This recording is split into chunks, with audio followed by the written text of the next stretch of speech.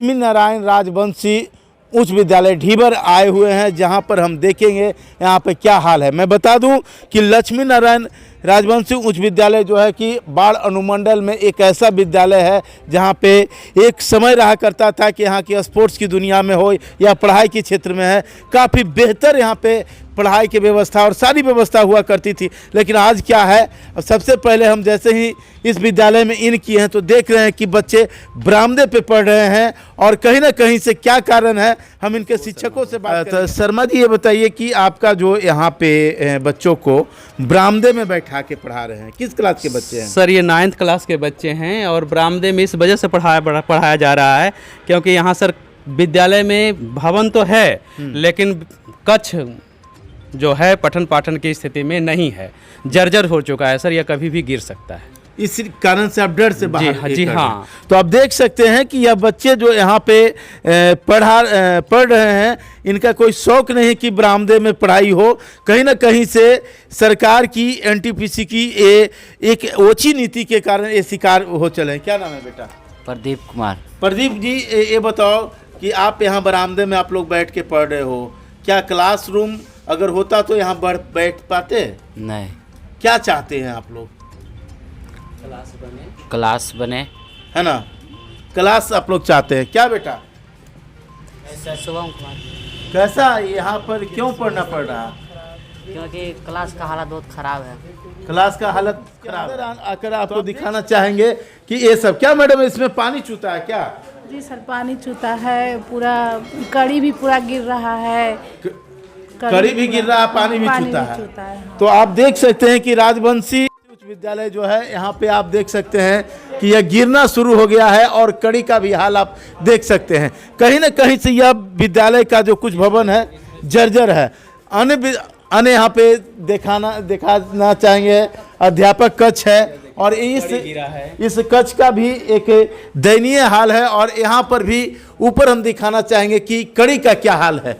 इस स्थिति में यहाँ पे विद्यालय के कमरे का यानी कि प्रधानाध्यापक कक्ष क्या है, अध्यापक कक्ष है और यहाँ पर भी इस तरह से बुरा हाल है और मजबूरन बस कार्यालय में यहाँ पर जो शिक्षक हैं या कर्मचारी हैं जो यहाँ पे अपना काम करने को मजबूर हैं। हम इनसे बात करना चाहते हैं। आप लोग काम कर रहे हैं, कैसा लग रहा है? काम करते हुए तो डर लगता है। डर लगता है, हमेशा डर की स्थिति बनी हुई रहती है, कब गिर जाए कब है, सब करीब वगैरह सब सरा हुआ है। जब विद्यालय में हम लोग आए उसी समय से ऐसा स्थिति विद्यालय का हो गया। लेकिन इसका देख रहे एनटीपीसी आपके पास में है, उसके बाद भी कोई इसको देखने वाला नहीं। कभी कभी कुछ समय मिलता है, बहुत समय पर लेते हैं, कुछ समय देते भी है ना, कुछ सामान तो बहुत दिन पर देते हैं, फिर कोई देखने वाला है नहीं, दिया तो दिया, उसका कोई पूछताछ करने वाला नहीं। क्या लग रहा है सर इस स्थिति में आप लोग जो काम कर रहे हैं डर के साये में, क्या कहना चाहेंगे भाई बिहार शिक्षा को? नहीं, शिक्षा ये तो पूरा बिल्डिंग जिसमें हम काम कर रहे हैं पूरी तरह से जर्जर, बरसात के समय ये पूरा बिल्डिंग छूता है। पूरे चारों तरफ से पानी ही पानी गिरता है, दोनों गेट साइड इधर से। ये देख रहे सर, जाल आपका पैर उगा हुआ है इसके ऊपर, ये कभी भी गिर सकता है। हमेशा बीच में इधर दीवार गिर गया था, कभी ऊपर से कुछ गिर जाता है। जरूरी कागजात भी इसके कारण बारिश के कारण गल चुका है बहुत, इसमें मतलब कि विद्यालय का सरकारी संपत्ति का नुकसान है। बहुत सारा इंपॉर्टेंट कागजात जो होता है ना, रजिस्टर वगैरह हो गया, बहुत सा सरकारी पेज हो गया, सब क्षतिग्रस्त हो चुका है बारिश में भीगने की वजह से। तो आप देख सकते हैं कि जिस तरीके से मैं बता दूं कि एक शिक्षक हैं, देश का भविष्य है और यह देश बनाना चाहते हैं और स्थिति ये है कि आज जर्जर स्थिति में यह भवन आ चली है। लेकिन इसके बावजूद भी मैं बता दूं कि यह लक्ष्मी नारायण यह भवन 1983 में बनी हुई है और 1983 के बाद यह उस समय के लोगों की बहादुरी कहिए कि आज तक यह भवन चला है। लेकिन इस स्थिति में यह है कि यह कहीं ना कभी ये गिर जाने की स्थिति में है, लेकिन इसके बावजूद भी लोग इनके देखने वाले एनटीपीसी के द्वारा दिए गए यहाँ पे आप देख सकते हैं यह शौचालय है और शौचालय का किस तरह का हाल बन चुका है आप देख सकते हैं कि किस तरीके का व्यवस्था में ये है और एनटीपीसी प्रबंधन के द्वारा क्या सुविधा दी गई है जो आप देख सकते हैं। यहाँ पे शौचालय का डब्बा है और यह डब्बा का कोई उपयोग नहीं है। यहाँ पे जो भी है केवल लॉलीपॉप दिखाया जाता है एनटीपीसी के द्वारा। इस तरीके के हाल है। मैं बता दूं कि यह विद्यालय के अंदर कैंपस में है और जगहों पर हम आपको ले जाना चाहेंगे और आपका हकीकत इसका दिखाना चाहेंगे। जिस तरीके से जो सुविधाएं एनटीपीसी के द्वारा केवल दिया जाने की बात होती है और यहाँ पे कहानी खत्म है। मैं बता दूं, हम अन्य क्लासरूम की तरफ हम ले जा छात्र समन्वय कक्ष है। यहाँ पर देख सकते हैं कि किस हाल में यह क्लासरूम है। यहाँ पे बताइए कि पढ़ाई के साथ साथ किस तरीके के लोग यहाँ पे आते होंगे, रहते होंगे। और एक बात बता दूं कि यहाँ इस विद्यालय में यहाँ पिकनिक मनाया जाता है, ठंडा में लोग बाहरी लोग आते हैं और किस तरीके से इसका उपयोग किया जाता है। ना यहाँ पे दरवाज़ा है, ना कुछ भी है। इस तरीके के यह हाल सभी क्लासरूम का लगभग एक समान हो चला है, जिसे देखने वाला अभी के समय में कोई नहीं है। स्थिति बस से बदतर है। क्लास 11th है, यहाँ पे ये है, लेकिन बेंच है, लेकिन जो स्थिति में है बच्चे नहीं है। कहीं ना कहीं से जिस तरीके से विद्यालय का व्यवस्था है, प्रश्न चिन्ह, एक बड़ा प्रश्न चिन्ह है। इसके आए हैं जहाँ पे आप देख सकते हैं कि यहाँ पानी का टंकी है, टंकी वगैरह है, और ये सब भी डेड है। और जिस हाल में ये है वो किस तरह से है जो भी आप समझ सकते हैं। यहाँ एनटीपीसी के सौजन्य से यहाँ कल दिया गया है, लेकिन इसमें पानी नहीं है, यानी कि आज भी ये डेड पड़ा हुआ है। और ये स्थिति में यहाँ विद्यालय की व्यवस्था है, कहीं ना कहीं से एक ऐसी व्यवस्था की ओर विद्यालय की व्यवस्था चल पड़ी है जहाँ पे बच्चों का भविष्य बनने का नहीं है, एक तरफ बिगड़ता हुआ दिख रहा चल रहे हैं। और हमें दिख रहे हैं एक सज्जन है, इनसे बात करना चाहेंगे। सर, क्या नाम हुआ आपका? मैं डॉक्टर जयप्रकाश, यहाँ के मैं प्रभारी प्राचार्य हूँ। प्रभारी प्राचार्य है। महाशय, ये बताइए कि ये जो विद्यालय की स्थिति है, ये दुर्दशा का जिम्मेवार कौन? देखिए, विद्यालय की दुर्दशा के लिए अगर हम लोग देखें तो हमें कुल मिला के लगता है कि हम सभी हैं, सरकार से लेकर हम सब लोग हैं। लेकिन इसमें मुझे जो लगता है कि हम लोग कम, लेकिन गवर्नमेंट इसमें कुछ ज़्यादा ही है। इसीलिए कि आज मेरे विद्यालय की स्थिति ये है। देखिए आप, बाउंड्री चारों तरफ से टूटी हुई है, जबकि यहाँ 1000 से ऊपर छात्र छात्राएँ हैं। उसके बाद इसके बावजूद देखिए आप, देखिए क्लास भी चल रहा है, जितना संसाधन में ही हम लोग चला रहे हैं। लेकिन है क्या मेरे पास कि अब देखिए कि माध्यमिक में मात्र 4 शिक्षक हैं, उसमें भी 2 सोशल साइंस में हैं, एक फिजिकल हैं और एक हिंदी में है। यानी कि शिक्षक की भी कमी है। शिक्षक की घोर कमी है, महा कमी है। साथ ही साथ आप देखिए यहाँ 10+2 विद्यालय है, यहाँ इंटरमीडिएट की क्लास चलती है, आर्ट और साइंस दोनों हैं। लेकिन आप देखेंगे तो यहाँ मात्र साइंस में 1 शिक्षक मात्र है, उसमें भी जूलॉजी में मात्र 1 शिक्षक है। वह भी अगर देखा जाए तो जूलॉजी और बॉटनी दोनों होते हैं एक सब्जेक्ट, तब एक सब्जेक्ट पूरी होती है। उसमें हाफ टीचर अगर के हैं तो हमें नहीं लगता है कि इसमें किसी प्रकार की यानी शिक्षकों की कमी का भी मार ये विद्यालय झेल रहा है। अच्छा, ये जो भवन का भी हमने निरीक्षण किया था, तो बहुत सारे भवन हैं शिक्षकों के द्वारा बोली जा रही कि ये डैमेज अवस्था में, उस पर क्या कहना है सर? देखिए, विद्यालय जो है सही बात बताए, हमारे शिक्षक जो भी बोले आपको सही बताए, चूँकि ये पुराने बिल्डिंग जो भी हैं, ये इधर से आप देख रहे हैं सभी जर्जर स्थिति में है। क्या इसको लिखकर आपने विभाग को दिया है? हाँ, समय समय पर इसकी जानकारी हम लोग आगे दिए हैं विभाग को, यहाँ तक कि एनटीपीसी को भी लिखे हैं।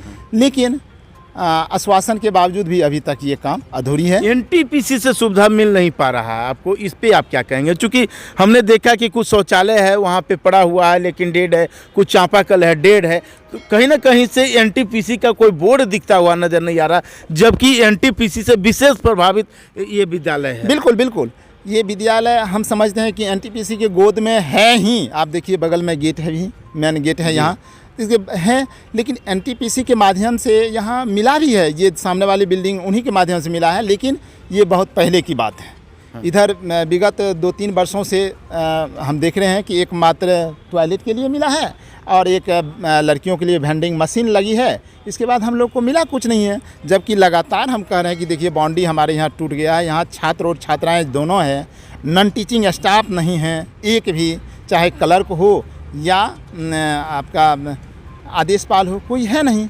ऐसी परिस्थिति में अगर बाउंड्री भी को जल्दी आप करवा देते तो हम लोग को विद्यालय चलाने में दिक्कत नहीं होती है। आप देख सकते हैं कि जिस तरीके से विद्यालय का बुरा हाल है। सबसे पहली बात क्या है कि विद्यालय की चलने की सीढ़ी होती है, शिक्षक होते हैं, लेकिन वो शिक्षक की भरपूर मात्रा में कमी है। साथ साथ यहाँ की जो व्यवस्था है, एक समय हुआ करता था कि यहाँ पे शिक्षक पर्याप्त मात्रा में हुआ करते थे, यहाँ की जो व्यवस्था थी काफ़ी गुलजार थी, लेकिन आज यहाँ की जो व्यवस्था है कहीं ना कहीं से इसके जिम्मेवार स्थानीय एनटीपीसी प्रबंधन और कहीं ना कहीं से सरकार की जो नीति है उसमें कमी है।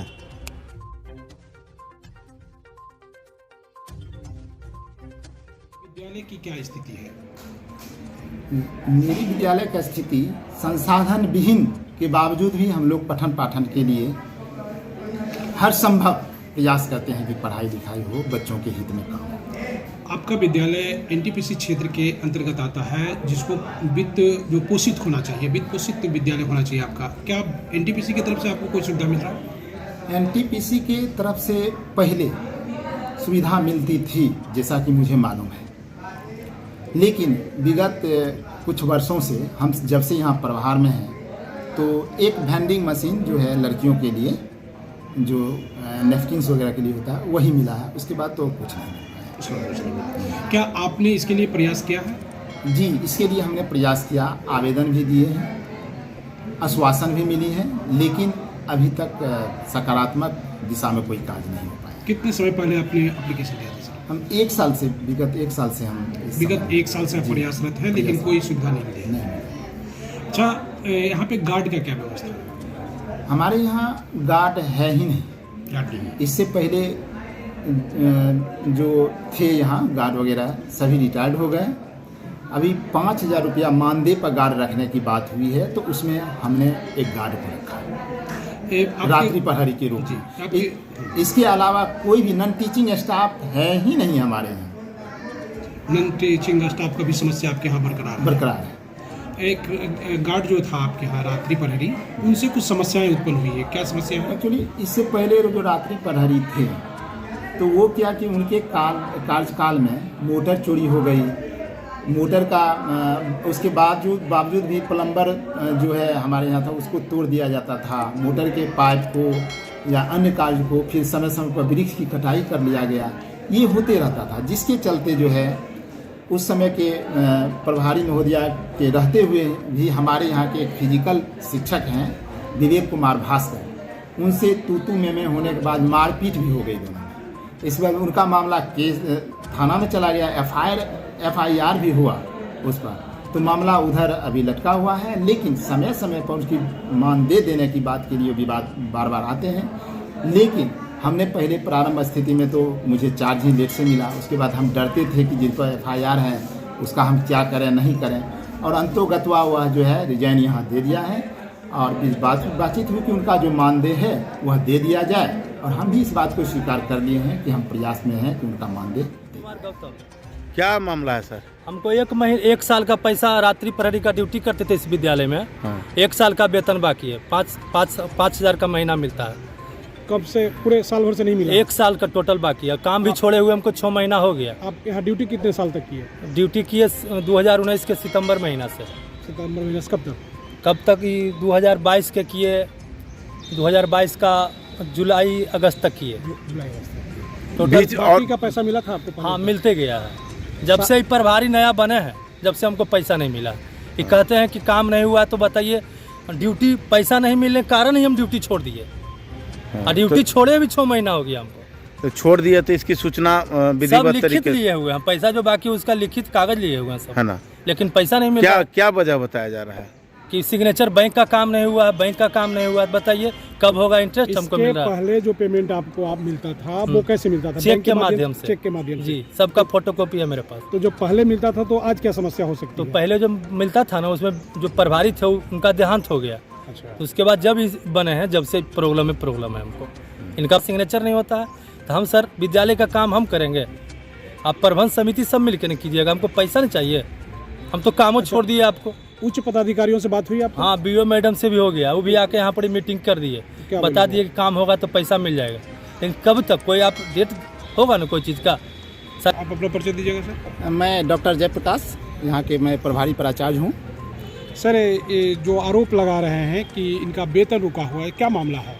एक्चुअली जब ये गौतम यहाँ था रात्रि प्रहरी में, पहले वाले जो हमारे प्रभारी प्रधानाचार्य महोदय था, उन्हीं के समय उनके एकाएक देहांत हो जाने के कारण इनका पैसा उसी समय से अटका हुआ है, मैडम के ही समय से। तो उसके बाद जो चूँकि इनको विकास कोष से पैसा दिया जा रहा था, इसके लिए हमने बैंक में दिया, और बैंक में अपना सिग्नेचर वगैरह सब दिया। तो उनमें जो हमारे ये विद्यालय के भूमिदाता हैं, ज़मीनदाता हैं, उन्हीं का नाम हम दिए हैं उसमें।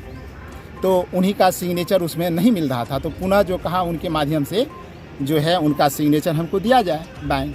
तो इसके लिए हम कई बार प्रयास किए, लेकिन ये कन्हैया बाबू जो हैं उनके पत्नी लगातार बीमार रहने के कारण दिल्ली वगैरह में इलाज के लिए थे, तो लगातार बाहर रहने के चलते वो अभी तक वह नहीं दे पाए थे। और तो बोले थे कि आइएगा ले लीजिएगा, सिग्नेचर कर देंगे, लेकिन इसी दरमियान मतलब आपका है जो पुनः सिग्नेचर देना था वो नहीं दे पा रहे हैं, वही नहीं दे पा रहे हैं। तो दिए मूल हैं, समस्या लेकिन सिग्नेचर है। वो कन्हैया बाबू के चलते ही थोड़ा सा हमें परेशानी हो रही है। उन्होंने हमको बोले हैं कि आपको देंगे, हम सिग्नेचर देंगे, आप दे दीजिएगा, उनका काम हो जाएगा। बैंक स्कूल की तरफ से कोई परेशानी तो नहीं है इनको? नहीं, स्कूल की तरफ से कोई परेशानी नहीं है। चूँकि इसमें परेशानी थी, इनके काल में विद्यालय में जो है कई चोरियाँ हुई, मोटर चोरी हुआ, सारे काम हुआ, बिल्डिंग के कई मोटर टूटे और उसके बाद टंकी टूटी, ये सारे हुए।